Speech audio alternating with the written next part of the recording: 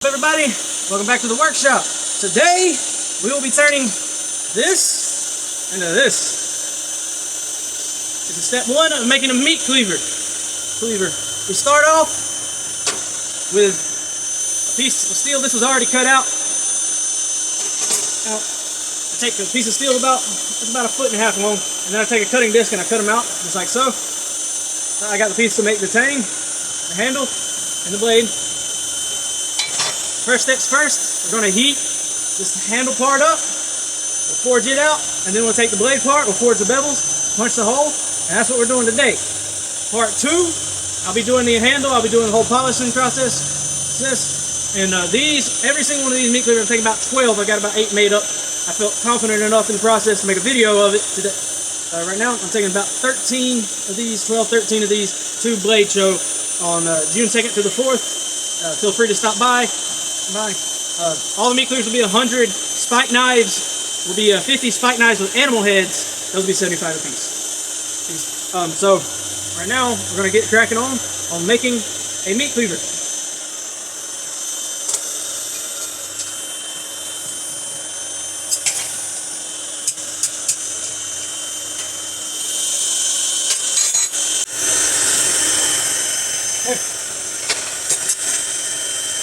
Now that the metal is heated up, we'll take it out of the fire. We're going to start with the tang. We just move from the blade area, working our way back. We pull and push the metal back and forth. This process thins the handle widthwise and thickens it up as well.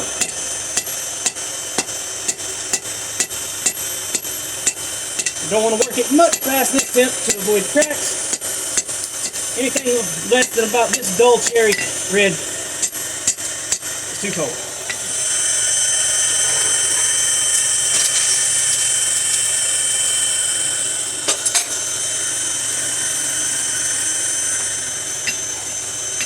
Always make sure to clean the anvil and scale between each sheet. That stuff is really painful when it gets up on a burn. Keep the handle hammer tight. It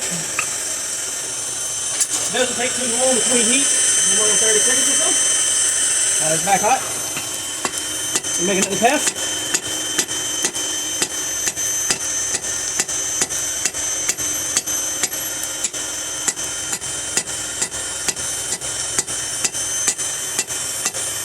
The process also adds about an inch of length.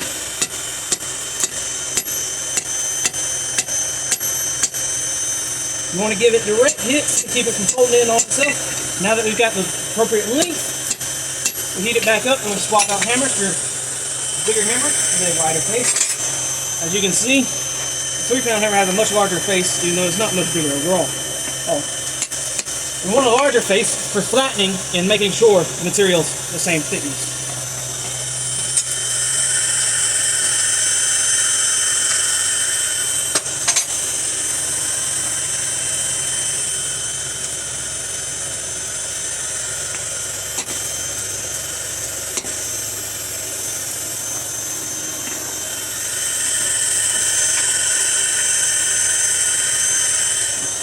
Now we go back in with the hammer and we hit it this way.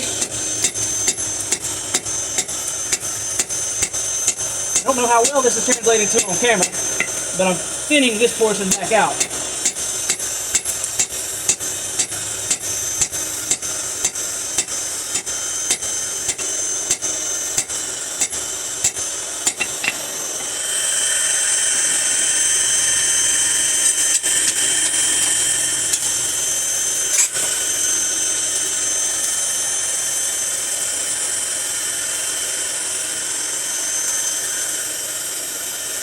Doesn't take too long between heat.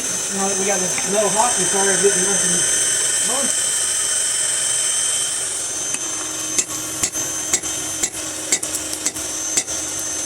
You want to work the material on both sides so you can get an idea for what's going on both sides.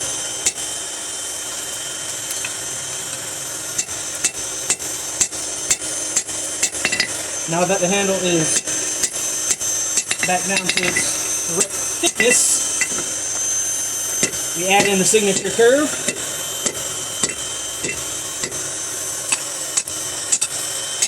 It's going to take another heat.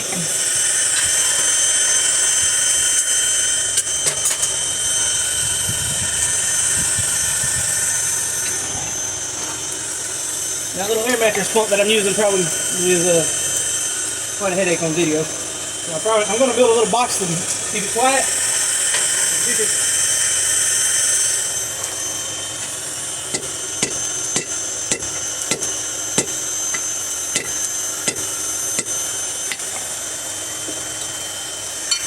Now that we have, hopefully the desired curve, look at the desired curve. Make sure it's straight again. Now that we've got the handle forged straight, we're going to forge the bevels in on the edge.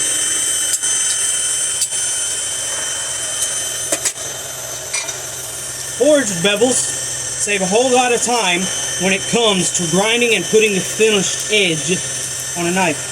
Now, a lot of people will just straight grind the bevels in. That wastes a lot of material, and it takes about 25-30% longer than just taking 2 heats and forging bevels in. And also forging the bevels in adds width to a piece. That piece started out probably about this wide, and now that we got the bevels forged, it's a full about ½ inch wider. And also, when you forge bevels in, you can get a cleaner looking transition between the body of the knife and the bevel edge of the knife.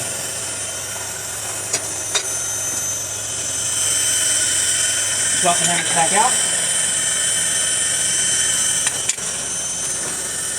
It's a little cooler than I want it, but this is just a preliminary pass. I'm just going to make a pass all the way down the edge, start the bevel.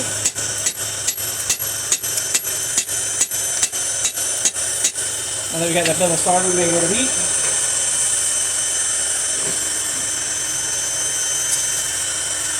I'm going to get it much hotter. It doesn't take too long to heat, which is why I'm not starting and stopping. I want to give you a full aspect of how long this process takes.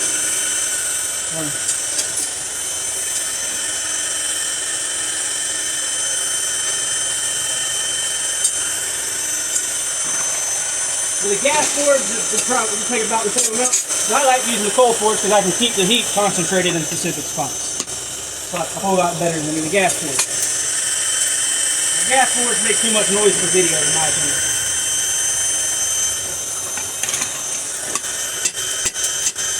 You don't want to hit straight down. You want to hit and push. You kind of want to push the material in the direction you want it to go.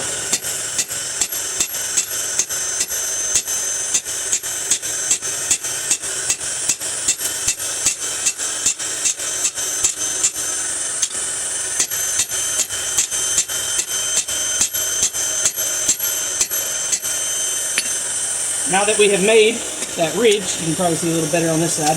Now that we've got that ridge started right there, we're going to heat it back up, and we'll get that heat, instead of right there concentrated on that edge, we'll take that heat all the way back to about here, and we'll swap out the bigger hammer for the bigger face, and we'll push that material this way, right? And it'll also smooth and bring that ridge line all the way back to here, which will help with that transition from edge to body.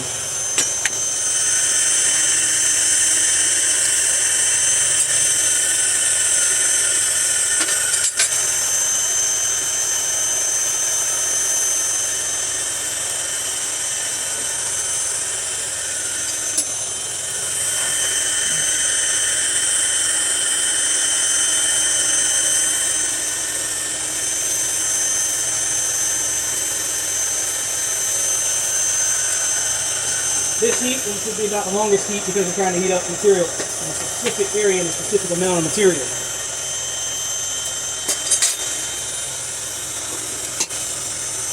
Keep the anvil clean of all scale.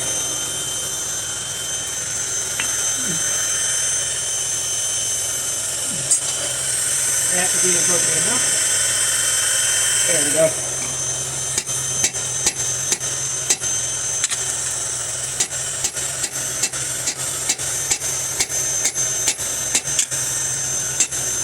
making that ridge line a little more pronounced. And then we go back over where that ridge line was. And just get over that ridge line. And eventually we'll push that ridge line all the way back to right where we want it.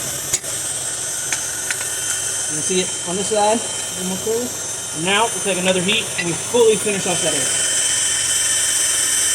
And we'll transfer back to the smaller hammer.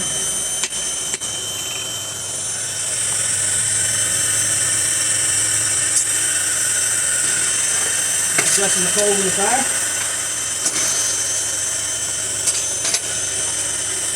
A lot of people ask why I use coal. It's a lot more economical. It's more video friendly, and in my opinion, you can get much better heat direction in the material than in gas. In gas, you have to heat the whole piece up. In coal, you can kind of make your specific amount of heat.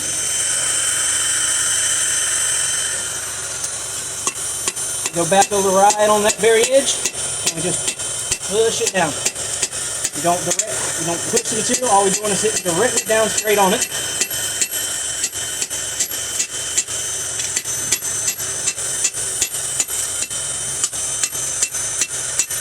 Now, the handle forged and the edge beveled. As you can see how much thinner that edge bevel is than that. Now, we punch the hole.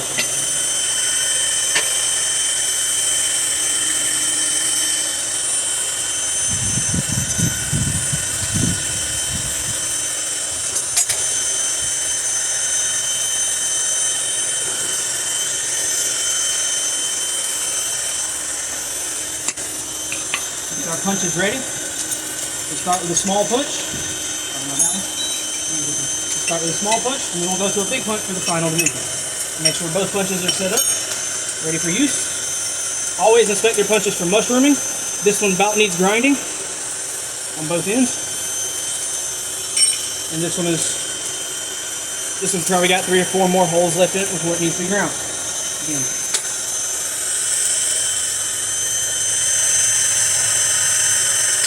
You want to be wearing gloves for this procedure. You want to be wearing a glove on your hand that's holding the punch, as there's a lot of radiant heat coming off this material.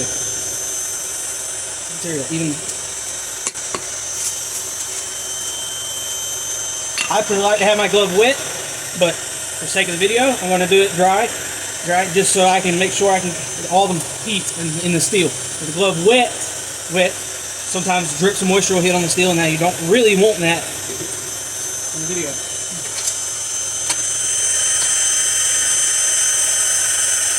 Get the material hot. We take our punch. We get it set up. You want it about ½ inch off.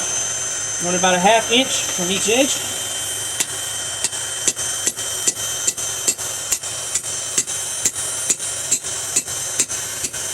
With your punch all the way through, you flip it over. Grab the material to keep it from falling once you punch it back out. Just hit that little bit of nub over to the side. That nub right there. All the material that's removed in this process. If I was to drill this material, that would be a whole lot bigger nub. You force this back flat, this helps in the polishing process. Because if you don't do this step, when you go back and polish, it'll be dished out on both sides. You don't want that. You just hit that little nub back down to the stove. Get that flat, and now with it heated back up, we'll take it back to the side. We achieve our punch. And on this heat, we go back on the opposite side, we punch through, and we punch back, and we drift the whole 2 sides.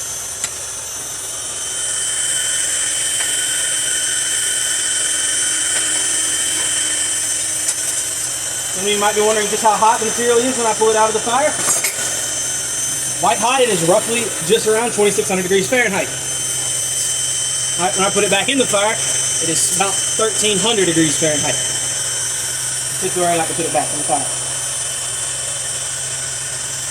Which is, I can't do the math off the top of my head, but it's something like 1,200 degrees Celsius, or when I take it out, and 700 when I put it back in. If I do the math right off the top of my head. go back to find the one side you punch through from. Get the punch. This time we want to go all the way down and through. Once you reach where you're getting uncomfortable for your glove hand, you take the tongs back.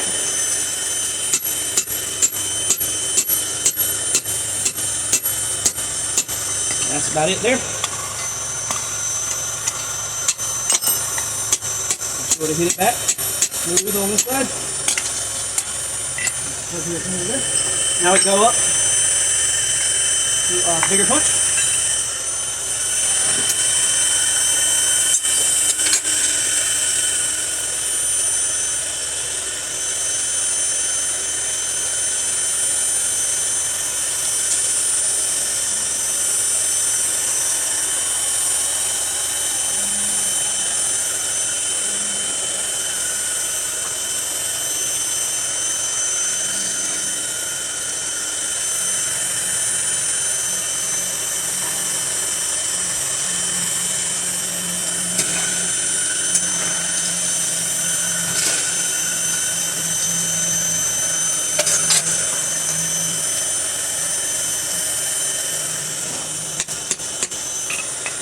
Blacksmithing is a long and patient process.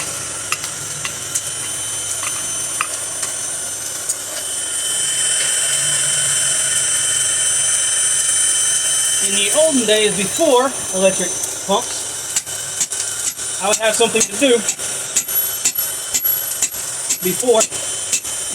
between heat.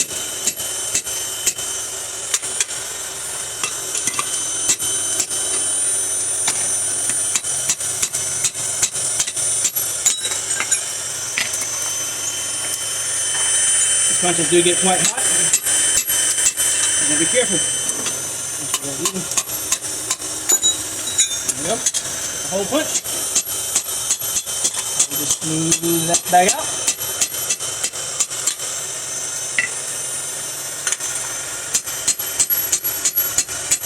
And there we go. A forged meat cleaver. We take our guide and see just how well it's done. There we go. Got to turn the handle just about right. And holes in the right spot. Thanks for watching. I'll see you for part 2 of making a meat cleaver.